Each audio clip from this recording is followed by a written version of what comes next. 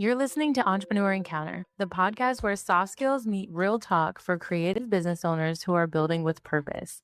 I'm Dana, a Pinterest marketing strategist and agency owner helping wedding pros and creative entrepreneurs get seen without burning out. And I'm Sarah, a business and team strategist who helps small teams and podcasters communicate clearly, lead with empathy, and grow sustainably. Together, we're unpacking the messy, meaningful side of entrepreneurship, from boundaries to burnout, leadership to listening, so you can build a business that actually fits your life. Okay, picture this. You're on a call with a client and they're upset about something. I'm sure you're already thinking about what a potential client could be upset about. Maybe it's a deadline slipped, maybe it's the deliverable wasn't at what they pictured or imagined, and your brain goes straight into fix-it mode. You're already 3 steps ahead, building the solution in your head while they're still talking. So you're no longer even actively listening. And as a former wedding planner, I understand this far more than I probably want to admit, but this is a real thing because fix-it mode is like my second language. It's my love language. But here's the thing. In those moments, I will include myself, we think we're being helpful. You think you're being efficient, but what they actually needed in that moment was not a quick response fix solution. They need to feel heard, that you understand before they get helped. And there's this gap between solving and understanding. It is something almost, I'm pretty sure every entrepreneur runs into. You know, you're so used to being the problem solver. Like Dana said, like, I want to kick it into gear and solve this problem right now. And then you skip the step that actually builds the relationship. And today we're talking about empathy, you know, not the soft, fluffy version of it, but empathy as a practical, learnable skill that affects your relationships, your team, if you have one, even how to negotiate. We're covering what empathy actually looks like in a business context. So why it tends to get pushed aside when things get busy, and a few specific ways to build it back on into how you communicate starting this week. If you've ever walked away from a conversation and thought, I handled that wrong, even though I had good intentions, please stay tuned to this episode of Entrepreneur Encounter. Before we get fully into it, though, I want to quickly mention something that we're doing called the Spotlight Swap.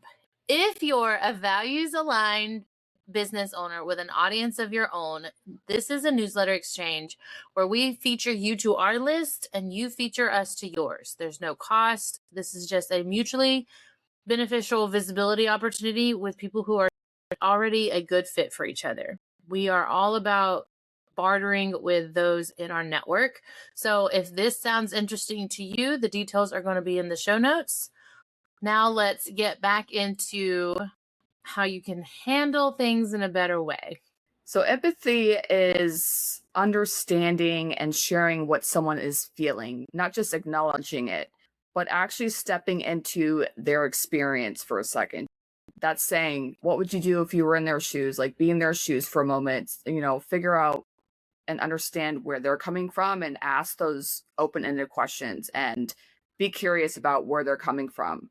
And empathy isn't agreeing with someone. It isn't taking on their emotions as your own. It's nothing like that. It's recognizing what's happening for them, what's happening to them.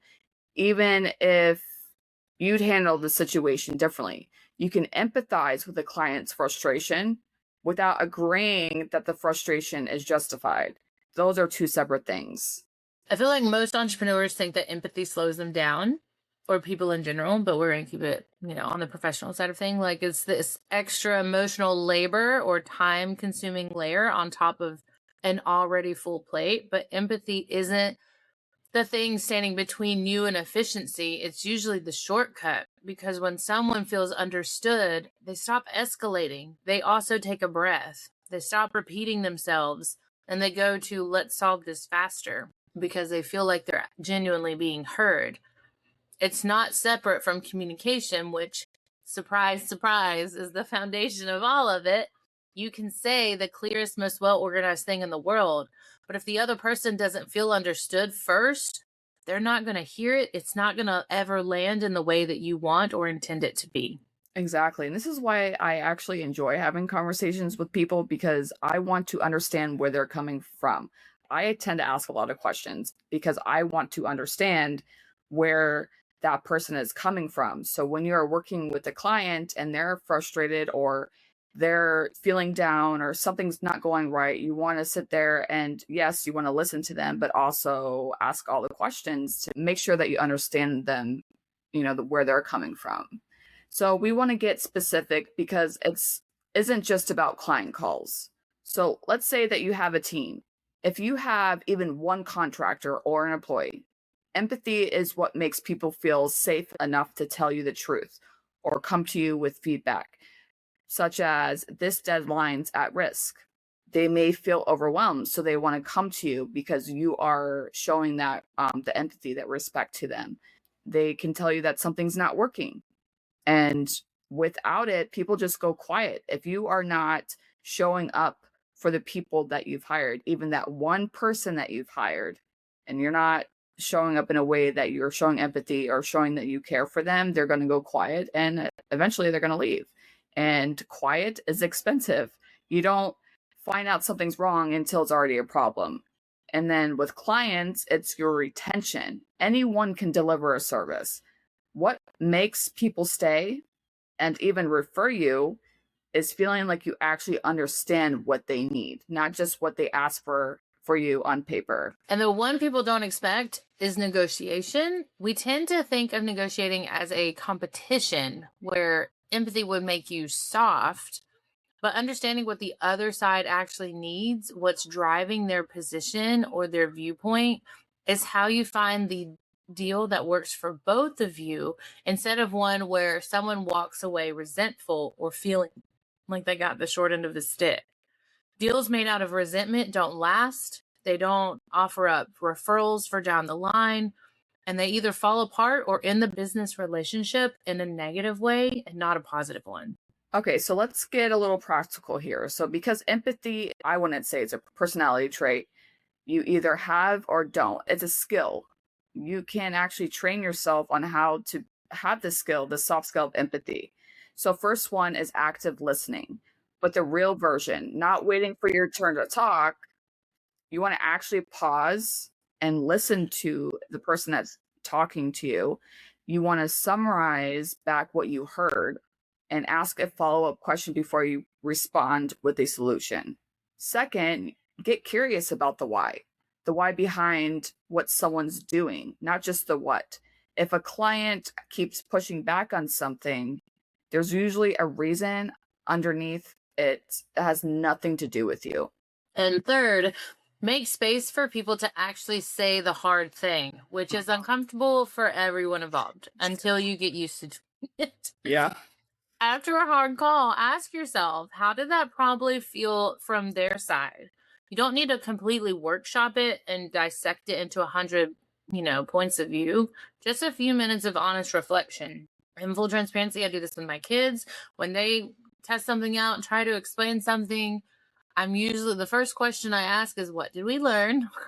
And then we kind of do a quick reflection and then we move on, because it's not meant to be a big deal. It's meant to be a learning case, a self-awareness case, and going on from there. So none of these require like a complete personality overhaul. They're small, repeatable shifts that you can implement and kind of keep it moving so that it becomes more natural. Exactly. And I believe that's the reason why we're doing this podcast, right, is to help you learn these skills, help you train in your own way. Everybody's different. Everybody's learning styles different, whether you watch our YouTube channel or listen to the audio version of our podcast. We want you to learn at your own pace, at your own capacity. So if there's ever like a skill that, maybe you want to hear, learn about, definitely let us know, because again, you're not changing who you are. You're just learning new skills that are going to help you in the long run, both in your professional and your personal life. So if there's one thing to take away from today, empathy isn't the thing slowing your business down. It's usually the thing that's been missing when things feel harder than they should. So try this when you're in a conversation this week. Before you respond with a solution, pause and reflect back what you heard first. See what changes. And don't forget about that spotlight swap that we mentioned early on. And as always, all of our information is in our show notes. Until next time. You can now follow us on LinkedIn at Entrepreneur Encounter. Thanks for spending time with us today. If something in this episode gave you a fresh perspective, share it with a friend or send us a DM. We love hearing how these conversations land with you. And if you're curious about how soft skills can support your next season of growth, we each have more resources to share. You can find Dana on Instagram at danas.desk.nc for Pinterest strategy and intentional marketing. And Sarah at UR Rembert for team development, business leadership, and podcast support. Until next time, keep leading with purpose and growing with intention.